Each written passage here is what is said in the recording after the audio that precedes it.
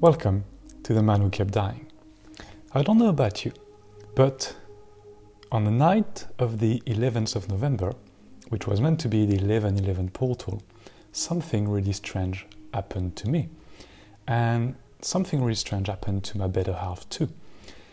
And doing a bit more research online, I found out that many people experience quite a strong connection with the spirit side on that particular day and night. But before I go into that story, earlier this week I was on the Untethered Consciousness podcast from Rod Bland.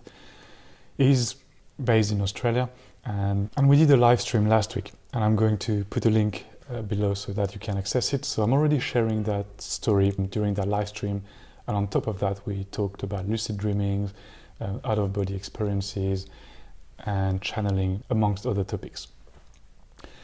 But nonetheless, I still want to share that dream on my channel today. It happened a couple of weeks ago, and the reason also I'm sharing it today is because something happened a couple of days ago with regards to that. For those of you who are familiar with my story and the reason why I created this YouTube channel and the reason why I wrote a novel, is because I went through a near-death experience in January 2018. If you're not familiar with that story, I suggest you watch my video on my NDE in which I explained in detail or in depth what happened. Or you can also go to the podcast interview I did about a month ago with Rod Bland, again from the Untethered Consciousness podcast. I'll put links in the description again so that you can access them. But if you're not familiar with that story, I'll just have a very, very quick summary of it. Essentially, I had a major health issue that required major emergency surgery, and prior to being rushed to the hospital, I had a near-death experience during which I found myself floating into a dark void until I saw a light, and as I went towards that light, there were 4 beings waiting for me within that light.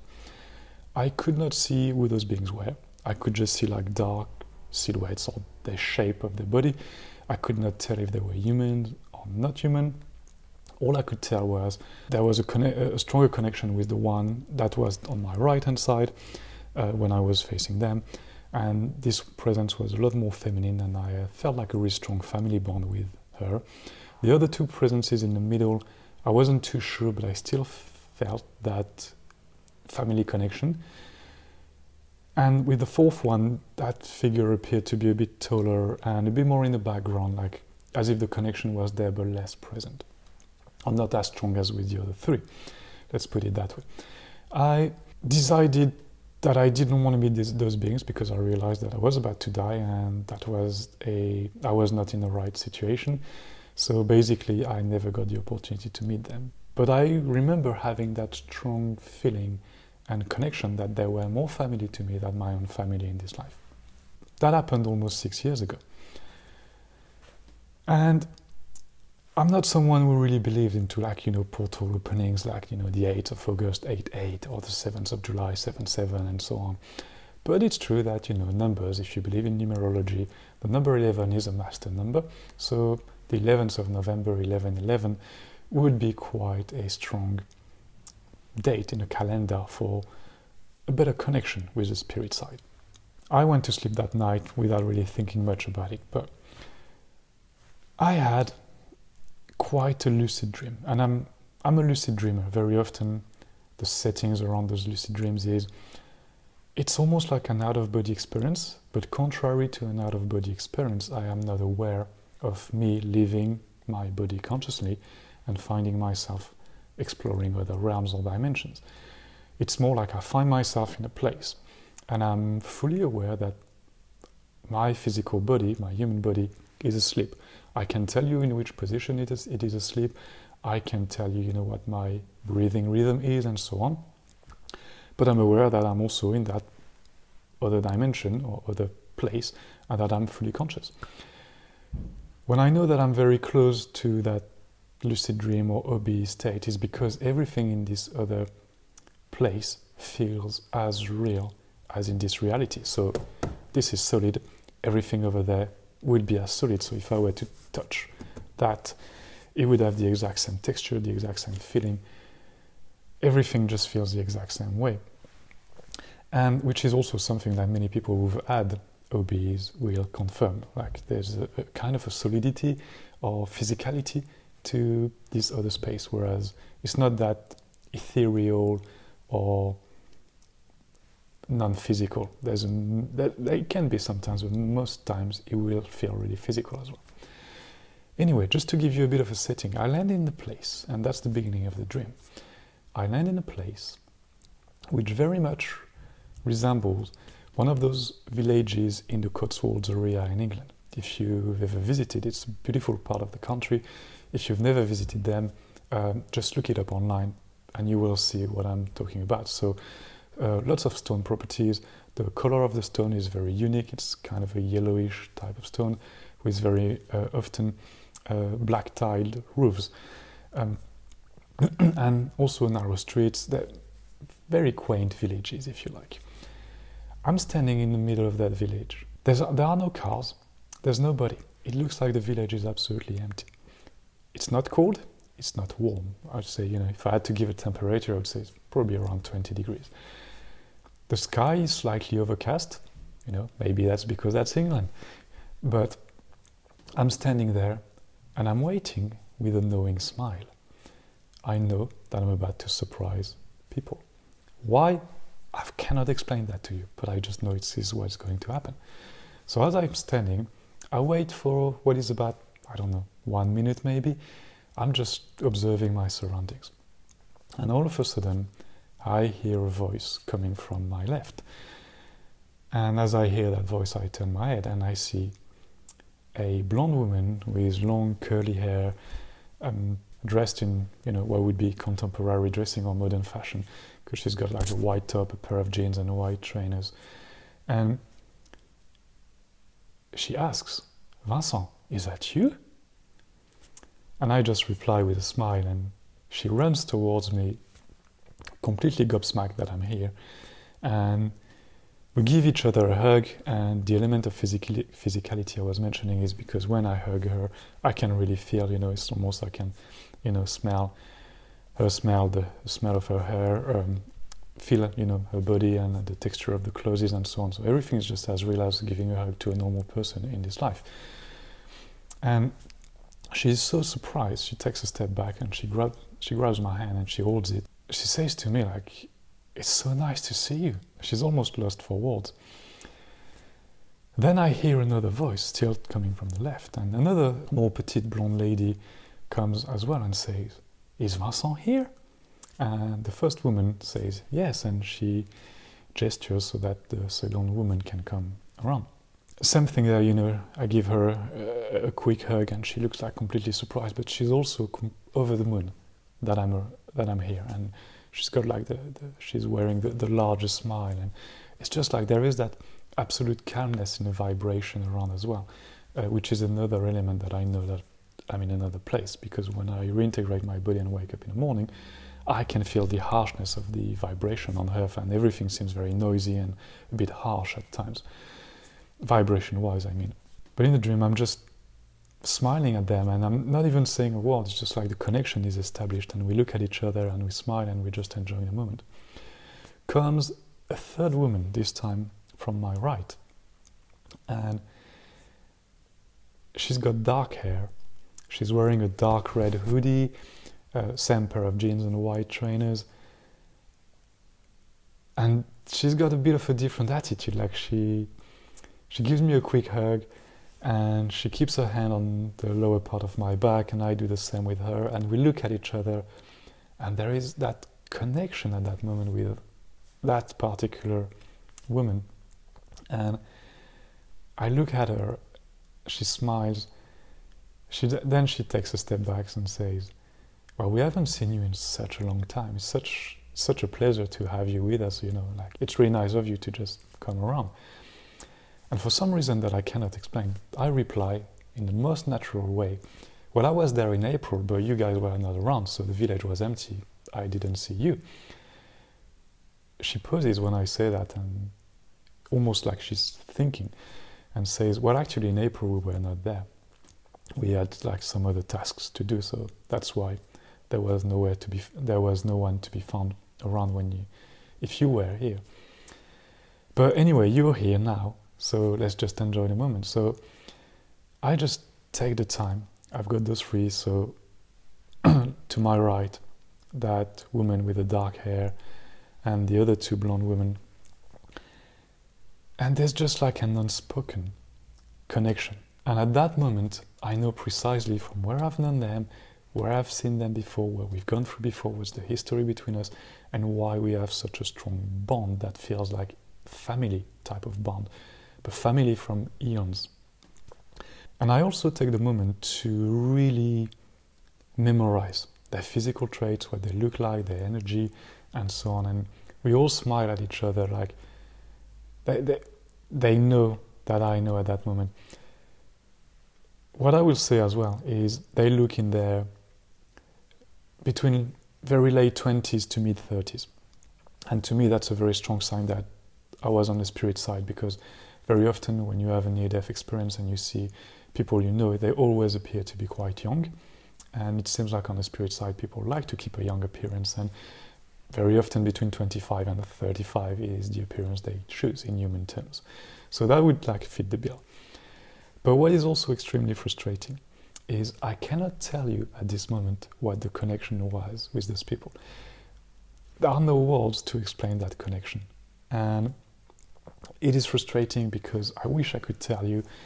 It's like I knew their names, I knew the history, and right here, right now, I cannot tell it to you anymore.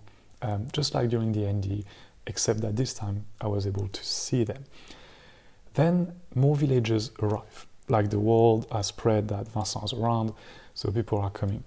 I don't see the face, or I don't remember their face. Like everyone seems like, I don't know, it's a group of 15 to 20 people, and like I'm not really paying attention, except for one person. There's a very tall guy. If I'm 6'4" in this reality, and I appear 6'4" over there as well, this guy is 6'8", 6'9" maybe, quite colossal. And I go to him, and he doesn't give me a hug. It's more like we shake hands and we're like, hey, long time no see. What are you doing there? How are you doing? And we don't have as strong a bond as I have with the three women, for example. But I know that I've seen him before, and I remember exactly where and when. It was in a series of other dreams, during which it was the end of the world, so to speak. So we knew that sea levels were about to rise. And with that man, we were trying to tell as many people as possible, or to warn as many people as possible, that they needed to go to a high point because the sea levels were about to rise and engulf, everything and kill everyone. Very, very few were listening, actually.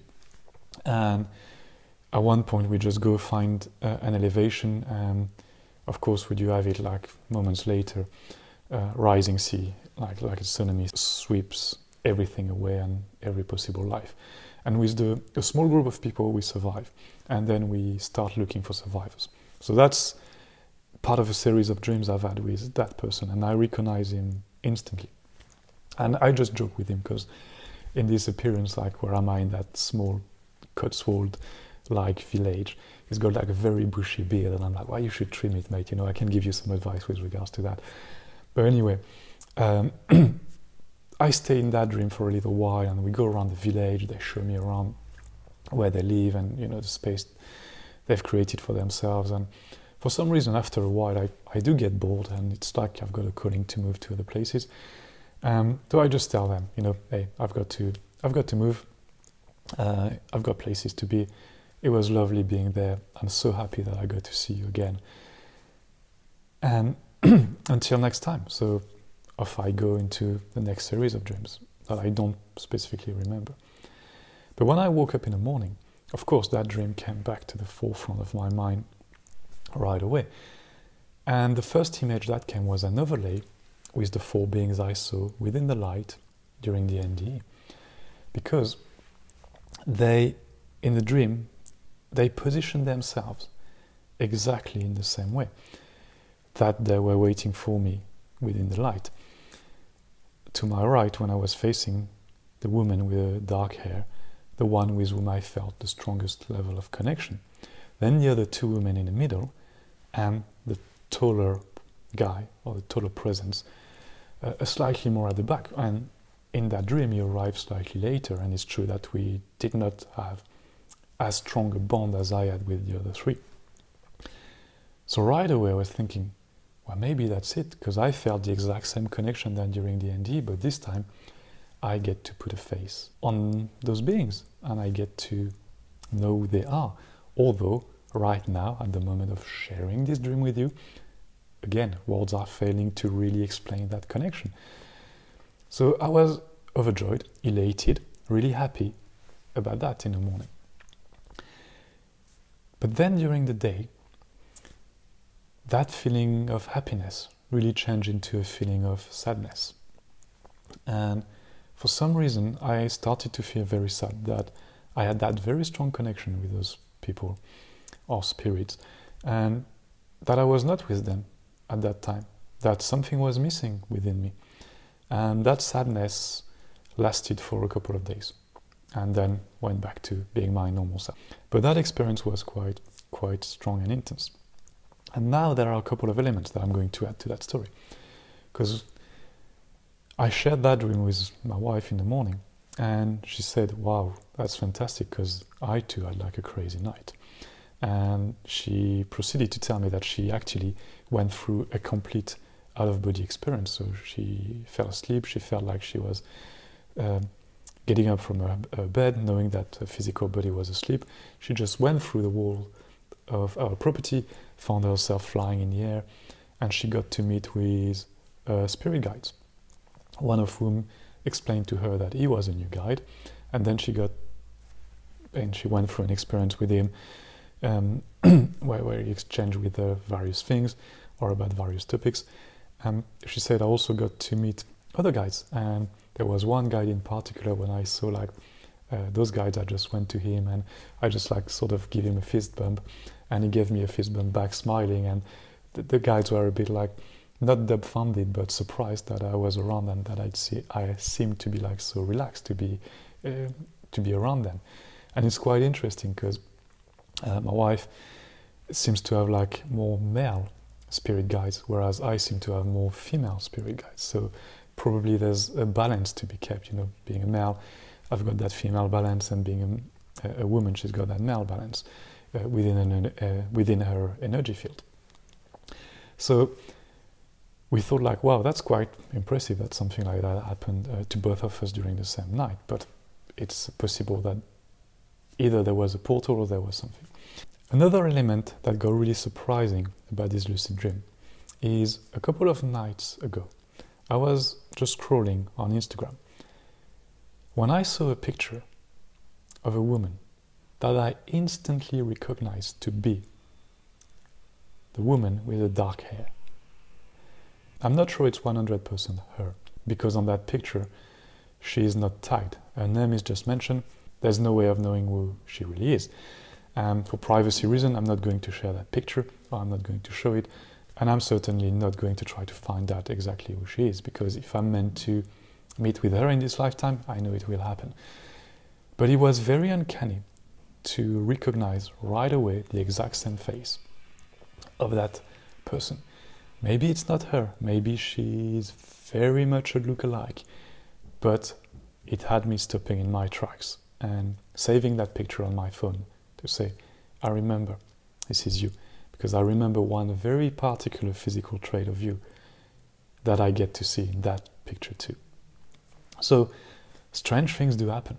And also over the weekend, when watching a couple of videos, I stumbled across a lot of comments that people felt like a stronger connection on the 11s. So it seems like the 11/11 portal was something real this year, at least, and that I got to experience it, and that many people got to experience it, as if it was a thinning of the veil of some sort, and that we all got to experience the spirit side a bit more, that reconnection to who we truly are. So that was it, just the desire to share that dream on that channel as well. As I've said, if you want to have to know more about lucid dreamings, you can watch the video I did about it, but you can also watch the interview I did a few days ago with Rod, and where we talk about lucid dreams and so on. Apologies if there's a bit of noise in the background.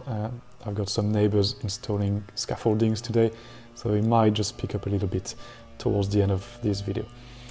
Anyway, I hope you enjoyed that story. And if you've had like crazy dreams or strange experiences or spiritual or enlightening experiences during the 11/11 or subsequently, just let me know as well. Reach out in the comment section or through Instagram, leave me a message. I would be very curious to hear about that, because it seems there definitely was something there for every one of us to experience. On that note, I will leave you, and as usual, I will say to you, be conscious, my friends.